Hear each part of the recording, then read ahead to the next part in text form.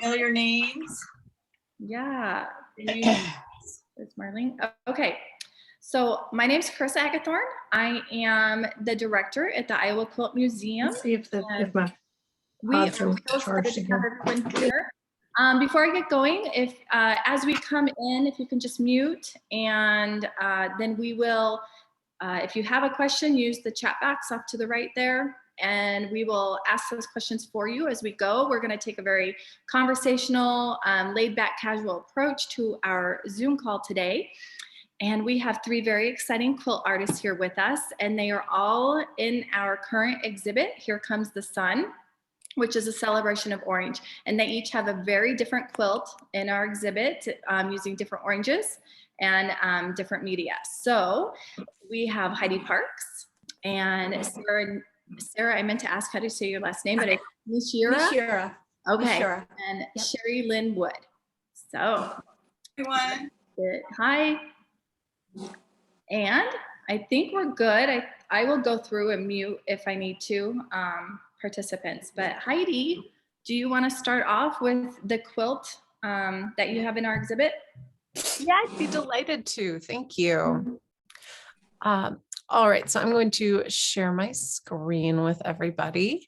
This quilt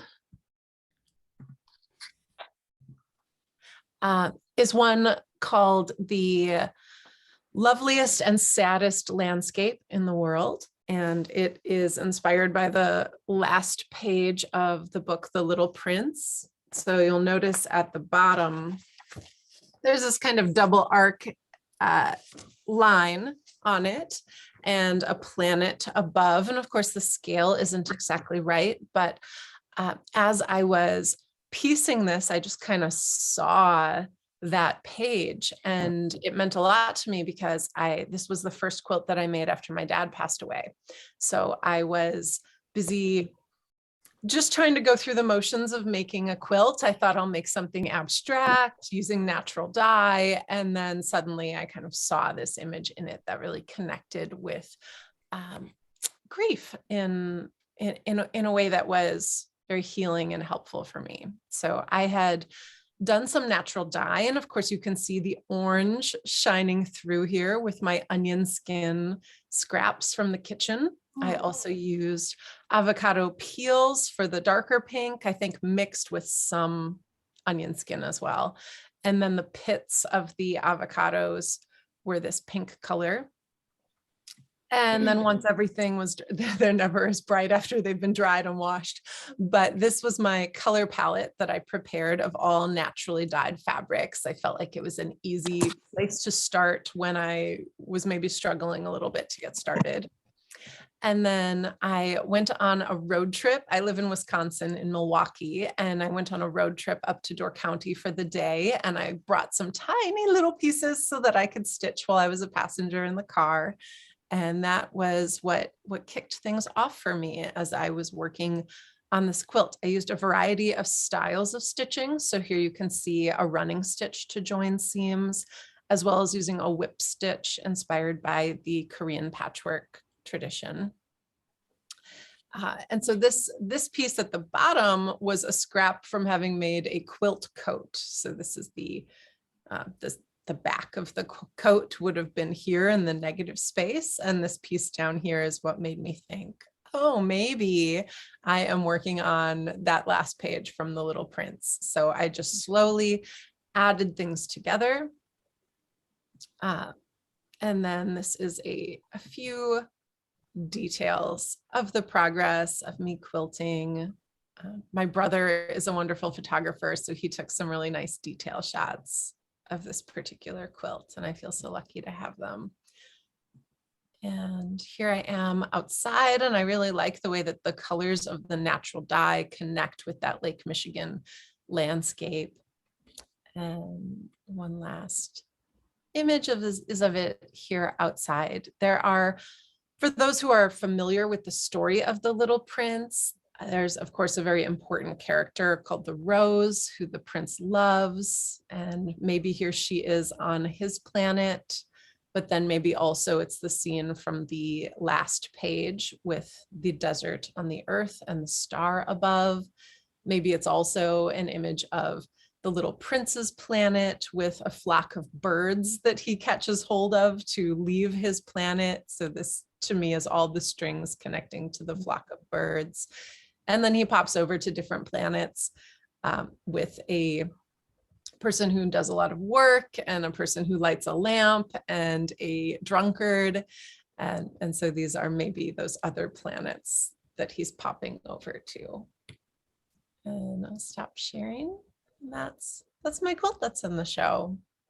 Wonderful. And I'll say Heidi is the only one that used those soft, gentle oranges, which I thought was really interesting knowing your backstory, because those are healing oranges. So, Yeah. I had 2 quilts in my home that I thought were orange, and Joe came over. He has family in Milwaukee, and little did I know he had family staying 2 blocks away from my home. No way. So yeah, I walked over to meet them, but Joe came over to my living room, and I laid out that quilt and another quilt that had very vibrant, very bright orange, and it was really fun to watch him do that mental dance of, do I want the bright orange or do I want this softer orange? And I think maybe with him having an eye to the entire show, he leaned towards that really soft orange to mix it up and be a different shade. I'm glad he did. Yeah, it was lovely that he got to see them in person to choose. That just never happens when a show's being curated. Yes, Heidi actually got to come visit us. That's the bonus of having you in Milwaukee. Yeah. Far away. Wonderful. Well, let's have Sarah. Do you want to talk more about your postage stamp quilt? Sure. Let me get my screen sharing going. Hang on one second. And let's see here. Everybody sees that okay? Looks good? Yeah. Okay. So this is the quilt that I have in the exhibit. Unfortunately, I haven't been able to see it yet, but maybe I'll drive out. I was just quizzing Carissa on whether the museum was open. It sounds Sarah, like if you drive, I want a road trip with you. Okay, let's do it. Let's do it. It's not that far. I'm in Chicago, by the way, so it's just a straight shot west from me. Wonderful. So this is a postage stamp quilt that I made. I started out just by thinking about postage, vintage postage stamp quilts. I'm a big fan of taking my inspiration from a traditional pattern or even just a one-off pattern that I find from the past, and then thinking about ways that I could make it for my time. And the big difference between this, and I'm going to just show you a picture of a few traditional postage stamp quilts that I found online. The one on the left is from the American Folk Art Museum, and the one on the right is from the International Quilt Museum in Lincoln. And there are quilts as well that are just like a giant field of these postage stamps. So the idea is that you're working with little squares and creating a field of pattern. Basically, it's a wonderful scrap busting pattern. So it was something that was used a lot in the 1930s and during the Depression era, but also going back through the history of quilts, you see people using their smallest bits to create these kind of designs.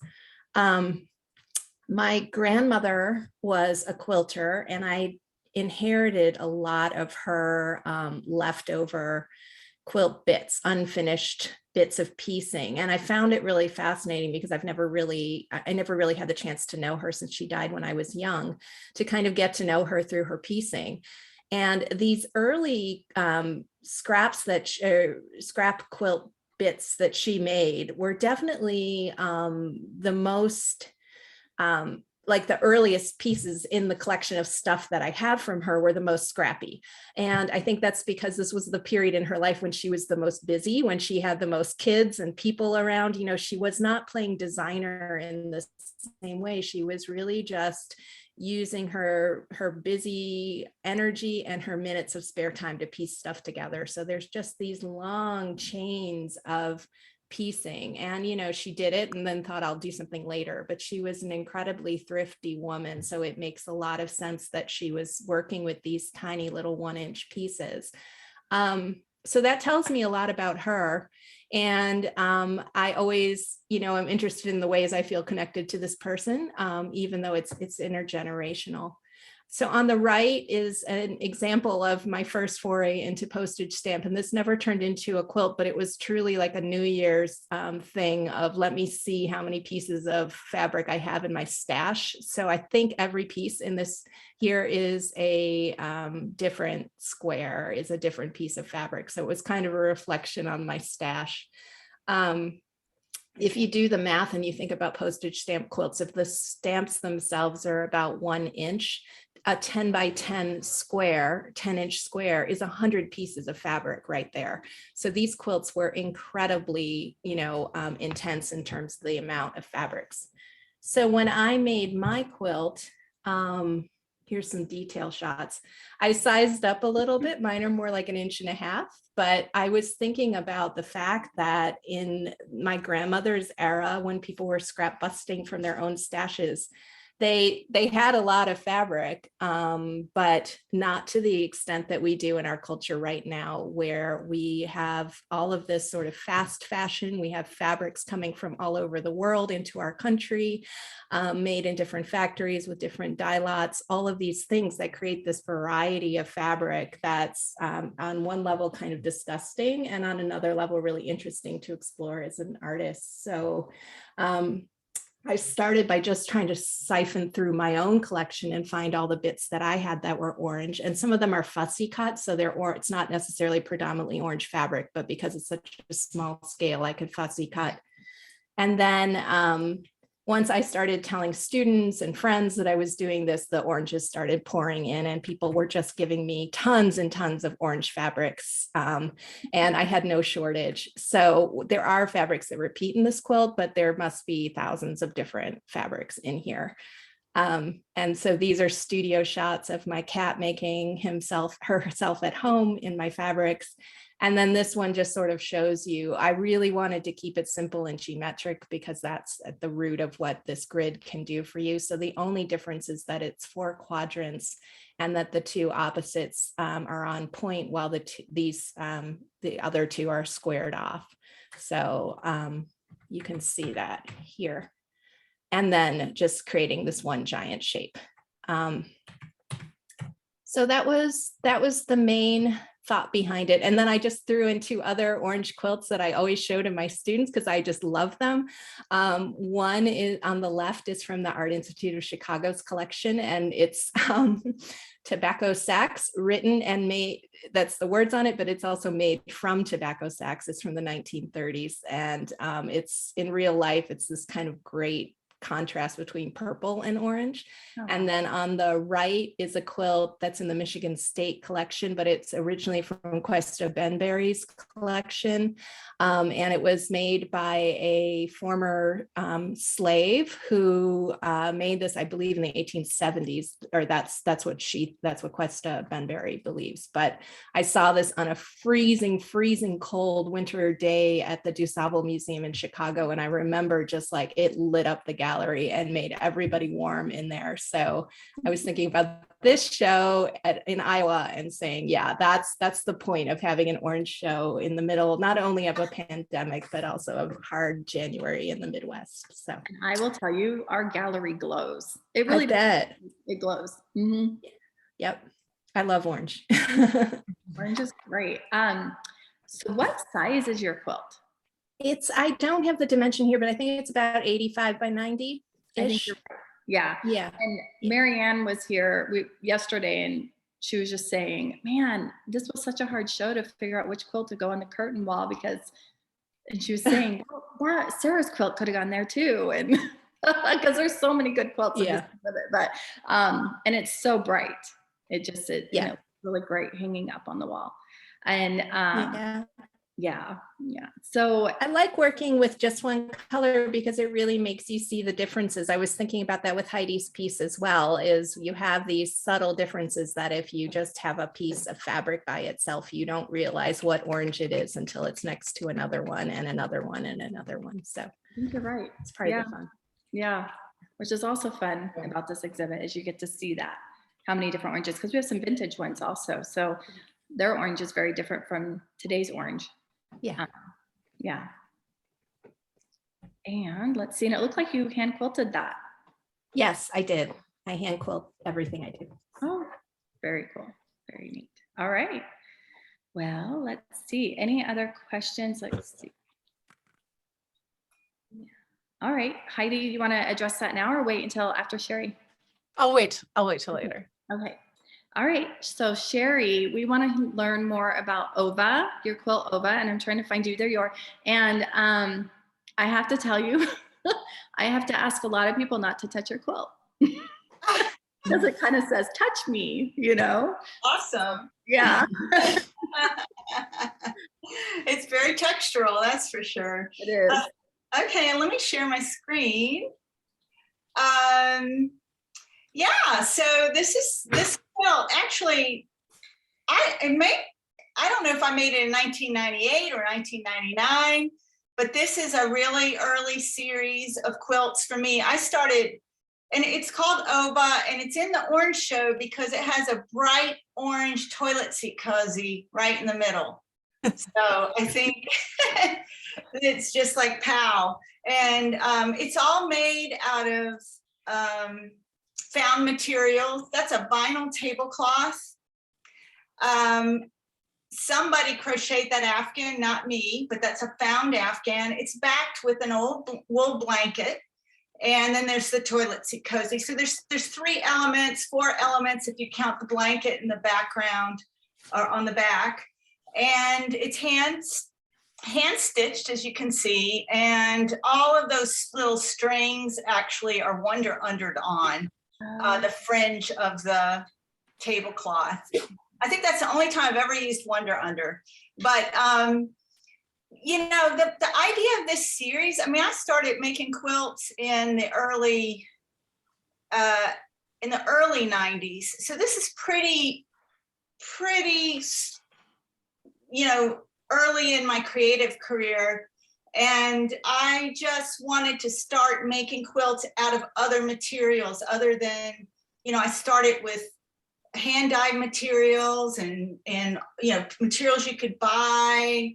And then I started moving into more assemblage type things. And this is from a series called Homebodies. And I'm just going to scroll up. It's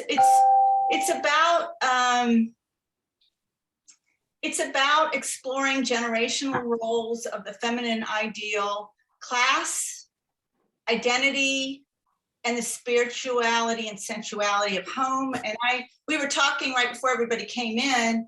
I grew up in the 70s. Sarah grew up in the 70s. So there's a lot of that 70s influence because I'm, you know, going back to my childhood of what it was to be growing up feminine and using these types of materials that, like, I probably had, I don't know if you guys know that this is this is called trim, and it is using a poncho, a crocheted poncho. And I also had, like, this trim is from my grandmother. She made draperies. So these were leftovers from some of her curtains and things. And of course you see the blanket. So this is all assemblage. It was quite out there when I made it.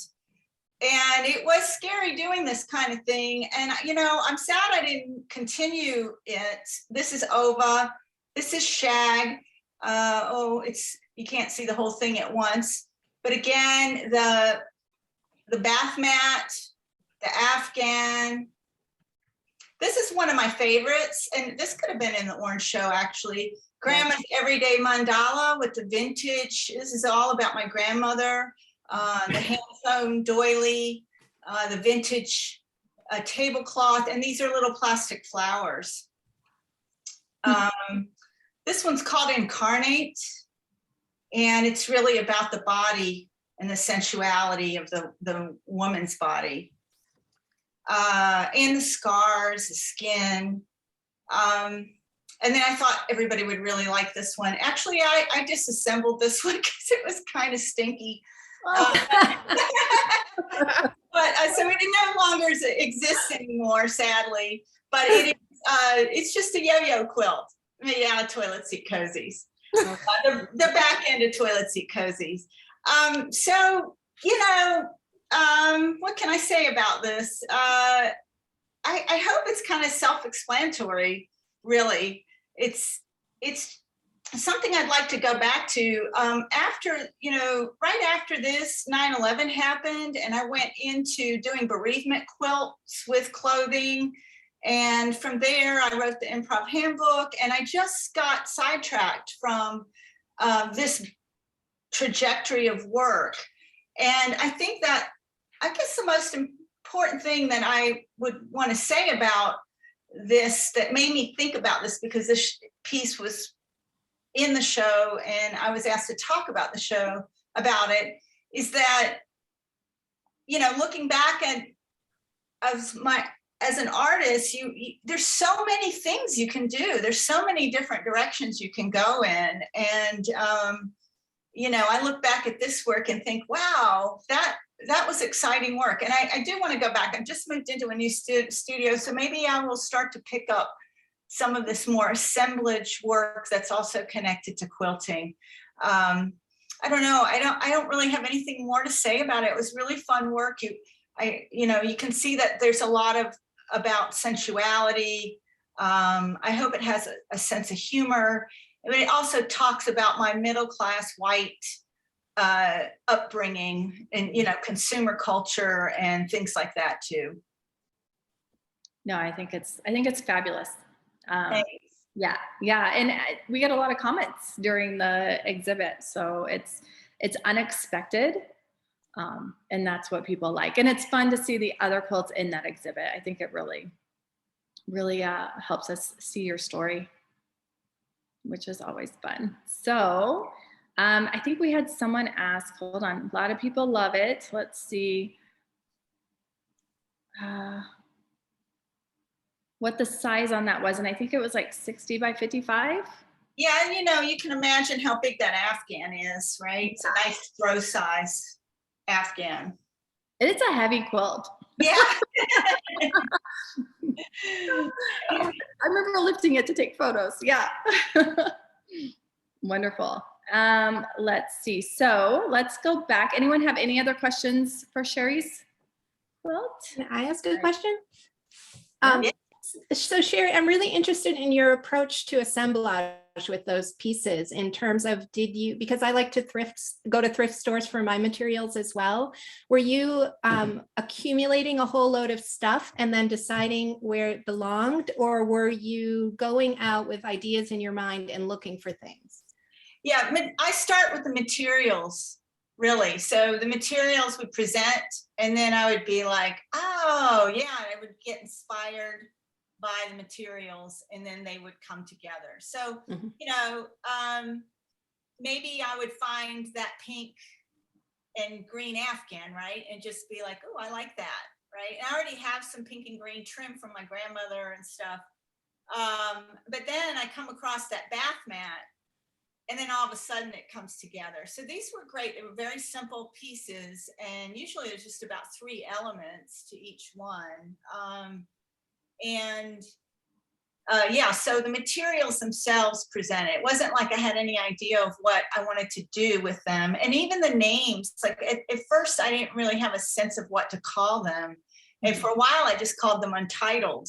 And it wasn't until a couple of years later that I started understanding the content of them and coming up with the names and even the title of the series, Homebodies.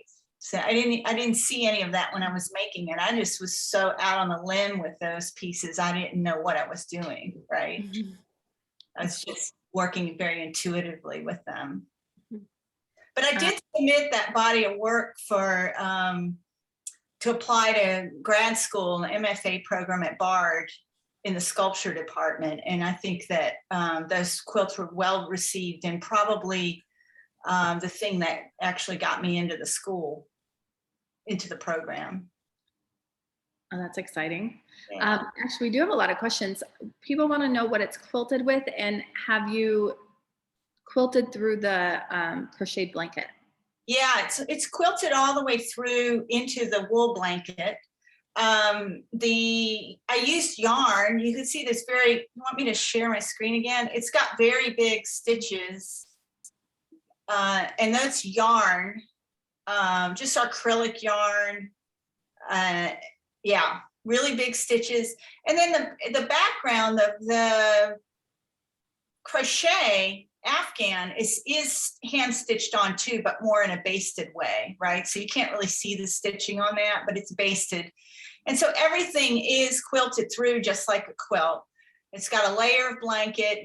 You can see a little bit of this, you know, the blank, whoops, you can see a little bit of the blanket right there.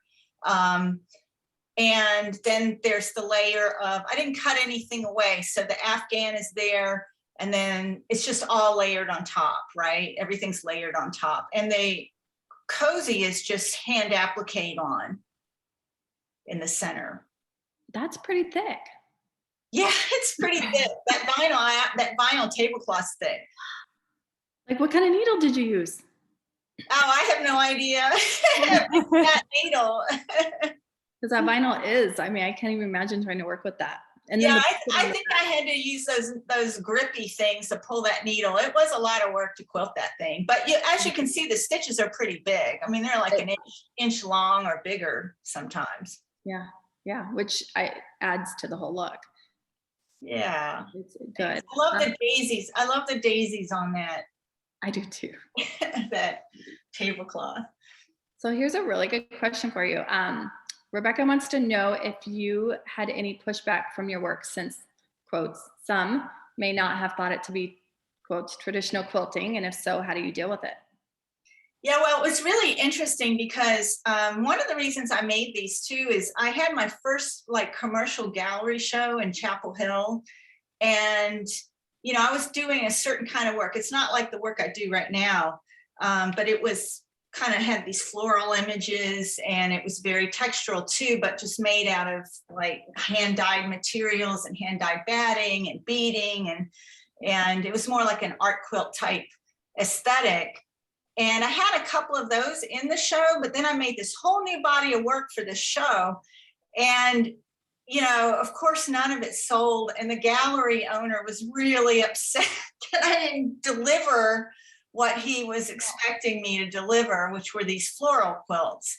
And, but you know what, you know, a couple museum curators came and they really loved it. So, you know, it gets balanced, And and some of these pieces did end up in a contemporary art exhibition in North Carolina soon after that.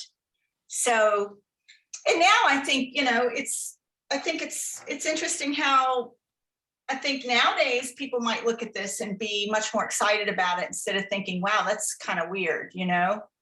I mean, even in the quilting community, I think it's interesting how our minds are more open to what a quilt is maybe today than it was in 1990s.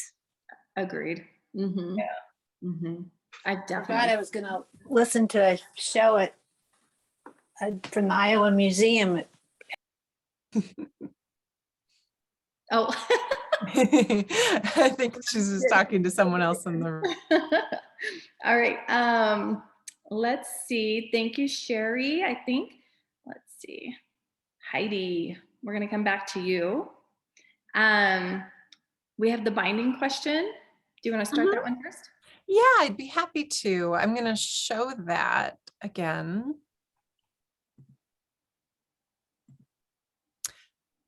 So here you can see the binding all the way around the edge of the quilt. It's mostly yellow, dyed with turmeric, but then here it becomes kind of a pieced binding. And I think that's the part that was noticed as being a little bit unusual. So I used a large piece of yellow fabric as the back. And you can see here from the back that it's a wrap around binding. So it goes, I wrapped the back of the quilt to the front to make the binding. And because of my brother's fancy camera lens, it looks more like exposed than I think it looks in person. But essentially, I just didn't have enough backing fabric to wrap all the way around to do the binding. And rather than scrapping the idea of doing a wraparound binding, I just thought I will piece some extra fabric to the edge and then wrap that extra fabric that I've pieced to the edge around anyways. And I just today launched an on-demand binding class where I teach 4 different styles of binding on my webpage. So this is one of those styles, but I did not really get into in the class what you do if you run out of fabric for the edge, but this is the example for that. Yeah, and then I saw that there was a question around working intuitively, if I see where that one was. Yeah, when Sherri, thank you, Leslie, for that question about working intuitively. Certainly when Sherri was saying that she only later realized the titles of the pieces and the homebody theme and what was going on there, I find that is a really frequent experience for me as well. Certainly I was just piecing and then I realized, oh, I'm making this quilt that applies so powerfully to the life situation that I'm in. The quilt that's over my shoulder is another one like that. This one is a layered quilt with lots of found things in it, like the inside lining of a shirt and some other bits. And it was part of a series, the first quilt in that series. There's lots of stuff layered underneath a transparent fabric scrim that went on top to hold everything in place. But in that one, none of the fabrics were touching each other. And then this one, lots of things are overlapping and everything was kind of commingling.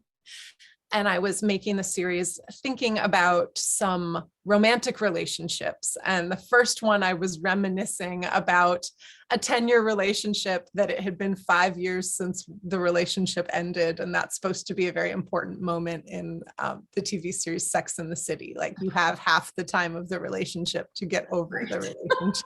And so I thought, like, what a great moment to make a quilt about it. And yes, so I made that one, and then I made this one, and it was about internet dating. And I went on 2 internet dates with someone that I thought really went well, and they didn't want to see me again. And I was trying to like get myself to realize I'm looking for a lot of things in a potential partner, but thing number 1 is someone who wants to spend time with me. And my poor brain wasn't remembering that as an essential thing. So I was trying to kind of unpack. And so I used a lot of scraps in this quilt, the same way I was going back through all of our online dating platform text messages and realizing like, uh-oh, I'm in the yellow. I was texting a whole lot more than he was texting, and that kind of like archival experience. So I like to think about what am I doing in real life, and then what does that look like quilting? The same way I'm rummaging through my old tech messages, I can rummage through my old scraps and figure out, what was I up to before? What is the truth of the situation, or what does the evidence lead me to believe? So I made both of those quilts thinking about those 2 experiences, and only when they were both on exhibition, when I was a finalist for an artist residency, and I was talking to one of the fancy people who was making decisions, only then did I realize like, oh, I had just recently been near this person and all the fabrics are like touching and complicated and interwoven. And the piece about someone who I hadn't seen in 5 years, everything was separate. Everything was so apart. No fabrics touched any other fabrics. And it just spoke to me so much in that much later moment of, I had enough space. Maybe I had gotten over that old relationship because everything was separate. Everything had this extra room. And the thing that I was, like this person was still messaging, there's a special word for breadcrumbing or something, where they want to message you, but they don't want to see you.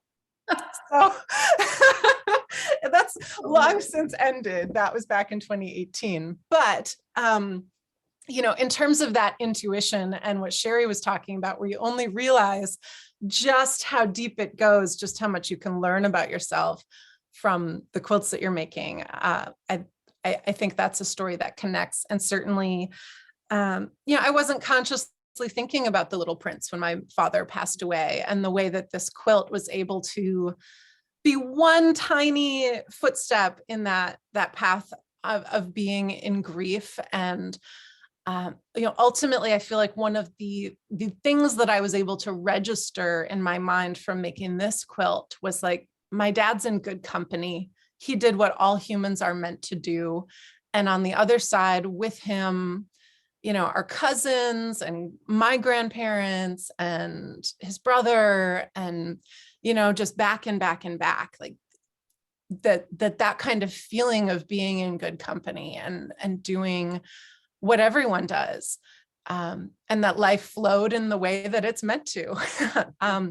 That was a really helpful thing that I got from this quilt. And I think that working with those natural materials, with things that I had dyed, because I cook and then I end up with kitchen scraps. So I have a lot of avocados and onion skins, and a lot of them are meant to just go, there's the garbage or the compost, or maybe they become natural dye. And just kind of connecting with the nature of that was really powerful to me.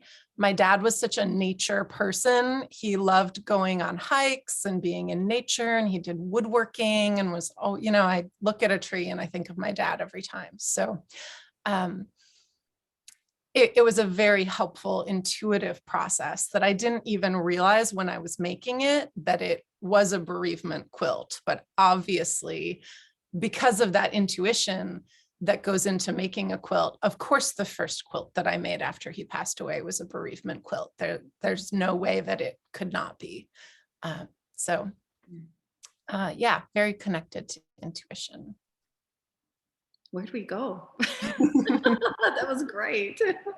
I love that. Well, I would love to hear more about, and I don't know if I didn't read the questions while I was talking, but just, Sarah speaking so beautifully about her grandmother who you never met, but the patchwork, I think that, also speaks to all three of us, I think, connect a lot to bereavement and quilting and looking at generations past. So I'd be very curious to hear Sarah's thoughts. Make sure you unmute, Sarah. Got it. Okay, here I am.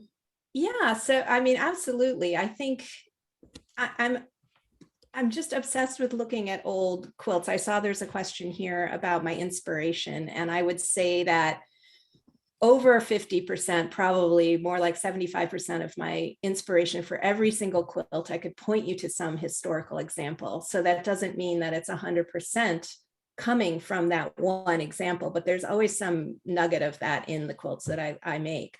And having physical, tangible things that to me are from my ancestors is really meaningful. I think it gives me insight to all women to look at my grandmother's work, all women of a certain age. It makes me feel connected to her as somebody sewing. It makes my understanding that process makes me understand how she felt with those things in her hands. And those are memories that are as important as the memories we would get if I had a diary from her, in my mind. I do wish I could ask her specific questions, but I definitely think that there's something about that physical process that helps you to understand things. And so it's interesting what you're saying, Heidi, about kind of finding those relationships as you make the thing. And what you were saying too, Sherri, about not necessarily knowing where those objects are going, or even what the common thread is, but then seeing the finished work, it's so obvious what the common thread is with all those materials. So, you kind of arrive at things. But I think I'm really different than you, Sherri, and you, Heidi, in terms of how I work, because I do design my quilts beforehand. I spend days and days in sketchbooks, drawing and drawing and drawing and using graph paper and figuring it out. And that's a personal thing. It's not so much because I believe that's the correct way to make quilts. It's because that's how my brain works to do that circling process. So I've been thinking about a new quilt. I just finished one and now I'm starting something new. And I spent pretty much all day yesterday just drawing and drawing and drawing and drawing. And for me, that's a low stakes way to arrive somewhere. And so it is very much a similar kind of process, but it's not happening with the fabric. And then as far as that specific piece, I really like this relationship that you see in a lot of traditional quilts, but in general, of things that are tiny and pieced, but have a monumental quality to them. So this idea of taking lots and lots of little scraps, which is again, what a lot of historic quilt women worked with, to create something that's very large because it had a practical use like a bed. But to have that kind of impact. So I'm a huge fan of Amish quilts, for example, those big giant square and a square and a square, like that's all it is. And then similarly, things like postage stamps, where you have tons and tons and tons of little bitty things, but they make one big statement. So that's something that just is a recurring interest of mine in the work that I'm doing, is how you take that giant format of like 85 by 90, a size for a bed, and then create something that has a large statement made of lots of little parts, if that makes sense. Yeah, and I have something that I wanted to bring up about, especially the way you use the color orange, Sarah, and also this is an aspect of your other quilts that really got me thinking a lot more of. And that's the idea of found color, and how found color can be so extensive as opposed to this bought color that we get at the fabric stores. And that, this kind of coalesced for me when you were talking about the blues, when you were, doing the Making Do speak, you presented your work at that workshop, and just how many blues you can find, how many, and they go back into history. And Carissa, you were mentioning too, that the oranges from the past are different, that found color can transcend our time period. Not only is there a range of different oranges, but it comes from different eras. And I just love this idea of found color, because a lot of times people, I think, might think that recycled or repurposed quilting will be drab, or we don't have the range. When you go into a fabric store and you see all the bright new fabrics, we don't have a range. We think, oh, that's where all the range of color is, and that if we do something with clothing or something, it's going to be kind of dull. But I think it's just the opposite. I don't know if people have that perception of repurposed quilts or not. I feel like I might have had that perception, and so I'm bringing that out. I guess I'd have to ask the audience about that. But I think there's, this idea of found color there's just so much, and then we can connect to those different times in our lives through color too, I think. So I love that about your work. I think that one of the interesting things with everyone's attention to the G's Bend quilts is that they illustrate so well, particularly with the blue jean quilts, this idea of a piece of fabric also having a life before it was in a quilt creates this nuance of color through its fading or its changing. And that really interests me as well. So it's not only that you can go to a thrift store and get fabric from 20 years ago and from 5 minutes ago, and you can get things, but you also get things that were lived in. And so things, particularly colors like black, which if you go to a fabric store, they're black, black, black, and you don't really know what the hues are that are underlying that black. But when it's faded out because it's a 20-year-old shirt, or it's a shirt that was dyed in China and a shirt that was dyed in the United States in a different dye lot, you get something that fades towards brown or fades towards blue, and they all identify as black, but they have this nuance. And I think that's really beautiful. But again, like the orange, if you put them next to each other, you see that. If you hold it on its own, you don't necessarily see it. So, and I think with natural dyes like Heidi does, that's part of the game, right? Is finding that nuance within the piece when it comes out of the dye lot, even, I mean, comes out of the pot. It's not going to be completely even. And that gives you this whole world, this whole palette to play with, which is really fun. Fabric will tell its story, basically. When you're working with the repurposed fabrics, the fabric actually has a story even before it goes into your quilt. Yeah, Which is absolutely. kind of fascinating, right? Yeah.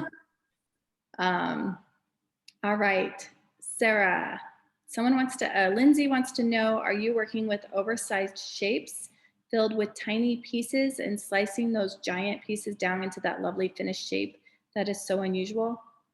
No, I'm building it out like a grid. So thinking about the grid underlying the overall design, and then working, well, sometimes finding that outline, but then in terms of construction, working outwards, if that makes sense. Mm-hmm. So you have 1-inch pieces that you put every piece. Yeah. And in that case, they were a little bigger. So I saw somebody asking about seam allowance. They were 2-inch, they were cut to 2-inch, and they, with 1/4-inch seam allowance. So just what I did, they came down to 1.5 for those squares. Wow. Sarah, so were you sewing like a long strip of those squares and then sewing the strip to the next strip? Or you were sewing like blocks of 10 together and then sewing that block of 10 to another? Curious about your approach, you know, if it was the long strips like what your grandmother did, or if it was more like that. Let me show that. If I can share again, I'll just show that one picture because my memory is not perfect.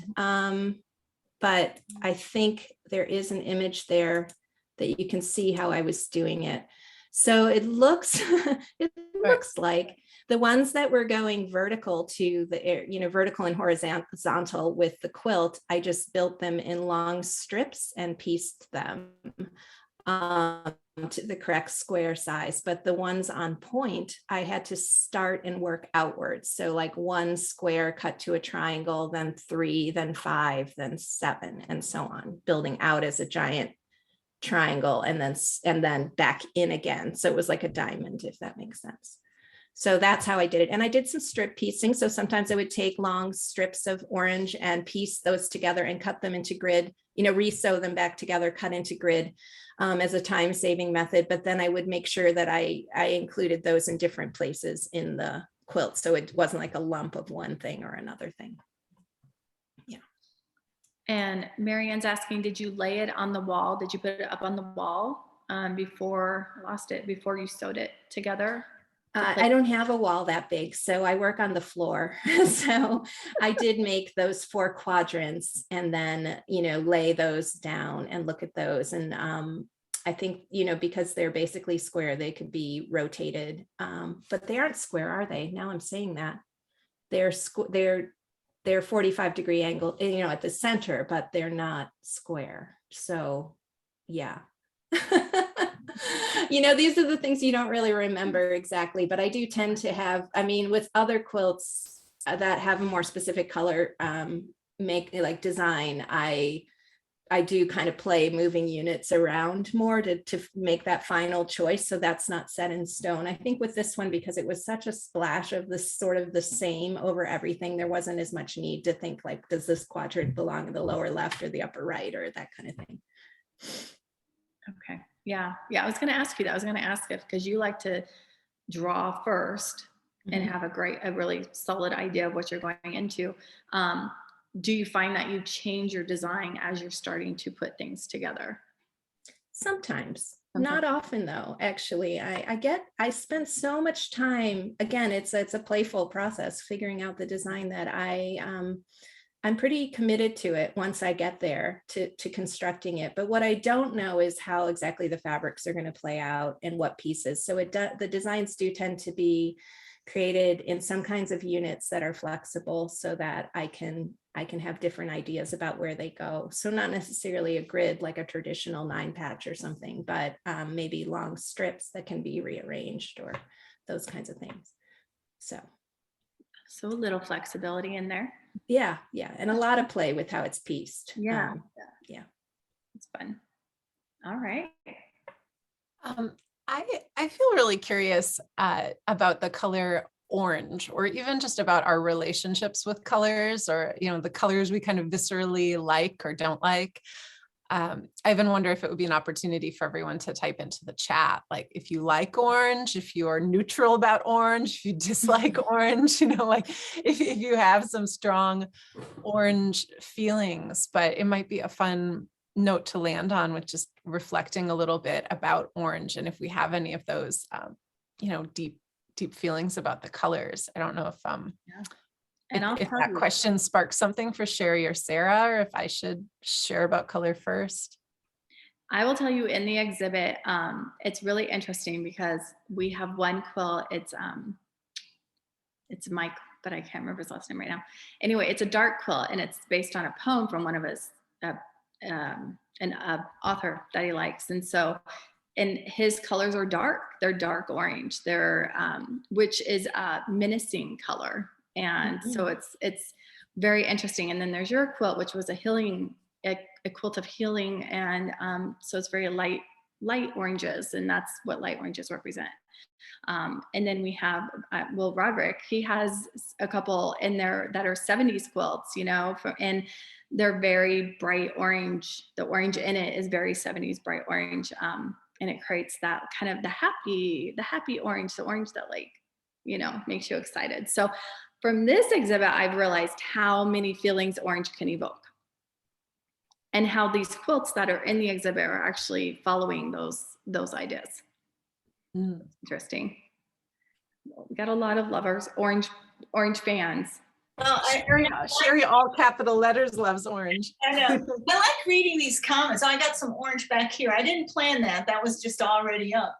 But, it's fun reading the comments, because you see how many people have some kind of memory or personal experience of orange, that they either love it or hate it based on something more than just possibly just the formal aspects of the color orange. It goes, color's so emotional, and I love seeing the reasons. And I think that's, one thing that's very brilliant about this theme of this show too, and how that brings that out. And we should mention that Joe Cunningham is the guest curator, and he did a great job. And I will be honest, I was like, a show of orange quilts. How is this going to play out? And then we're receiving them, and I'm still like, how are these all going to play together? And then we start to hang them up on the wall, and we just stepped back and we were like, oh my gosh, it's beautiful. And it glows. I mean, it really does. And Debbie Schmidt, like her blue and orange quilt, and it's very simplistic, but her whole Celtic, it looks like a Celtic knot, is just glowing from the dark blue background. I mean, it's just beautiful. So has anyone on the call been able to come see our exhibit, or are y'all outside of the area?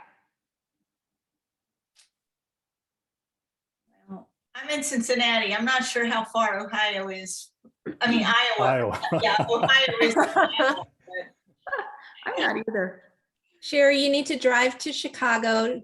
Heidi will come down, and then we'll hit the road. I think we can get there in about 6 hours. We'll be good. Hey, let us know, like Marianne said, we'll just open the museum. If you get here at midnight, we'll be here. Excellent.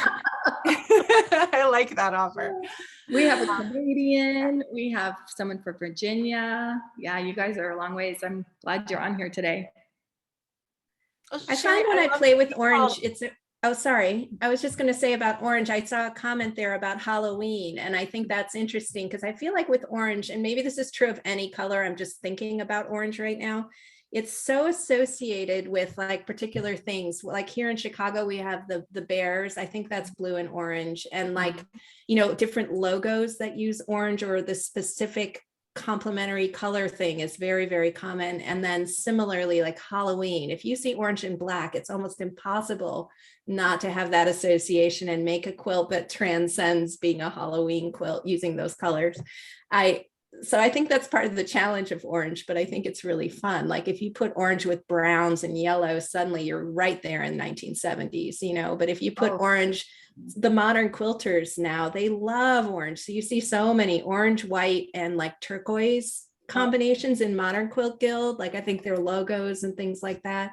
So it's one of those colors that I think has a real like iconic kind of quality. And I don't know why, I just think that's true. Yeah, I think it's a great color. We have someone, we have to mention that Barbara is in Amman, Jordan. I always say that wrong. The country, Jordan. Mhm. And Samantha is in the UK. Wow. Michigan, Pennsylvania. And Marianne, I love that. She said it. She always thinks about hot pink and orange back in her high school time, which is really true. And actually, Roderick, you have a quilt. One of your quilts hanging is hot pink and orange, which I think is kind of a classic combo. And the back of my quilt is entirely hot pink. That's the whole back of it. So, Nice. I'll have to go put a glove on and look. Yeah. Yeah. And the binding coming around is hot pink. So. Atlanta, Denmark. Oh my, and Ireland. Wow. Wow. Yeah. With orange, I really connect with Sherri, and I wonder if this is part of why you said it as well, but I like thinking about the chakras of the body and how they're connected to a color. And so orange is the sacral chakra for like the reproductive organs, and so much about making and not necessarily sharing, right? Sharing is the throat, and more of a blue color is about getting your work out there, but the actual making it in private is orange. And that, I think once I realized that, did endear orange to me a little bit more around being such a color of creativity and creation. I also sometimes have a strong aversion to purple. I've been trying to make friends with purple since 2019. And part of that is because it's the third eye color. And I thought, like, I want my third eye to be rolling on all cylinders and doing well. So maybe I need to appreciate purple, but I wonder if that's, I saw you say that recently, Heidi, and somewhere, and I just wondered if maybe it's just a matter of time, because I didn't really ever like purple either. And I just think as I get older, I like purple more. I don't know why. Is a purple more of an older woman color? I don't know. Teenagers and older women love purple. Actually, purple used to be the color of royalty, didn't it? I mean, it was a very difficult color to get to create. So it was for the rich.